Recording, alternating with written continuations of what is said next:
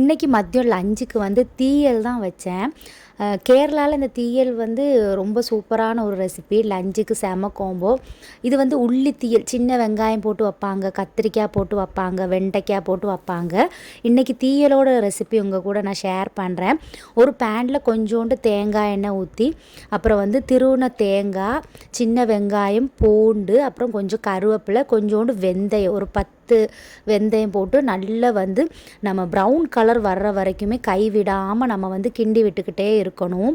கரிஞ்சேட்டுனா அந்த குழம்பும் வந்து கரிஞ்ச டேஸ்ட் வரும். ஸோ மெரூன் கலர் ஆகிற வரைக்கும் நல்லா அதை வதக்கிக்கிட்டே இருக்கணும். அதை வதக்குனதுக்கப்புறம் அடுப்பை ஆஃப் பண்ணிவிட்டு ஒரு கரண்டி காஷ்மீரி ரெட் சில்லி, அப்புறம் ஒரு கரண்டி கொரியாண்டர் பவுடர் போடணும். இந்த வறுத்து வச்சுருக்கிற மசாலாவை வந்து கொஞ்சம் தண்ணி ஊற்றி நல்லா பேஸ்ட் மாதிரி அரைச்சி வச்சுக்கணும்.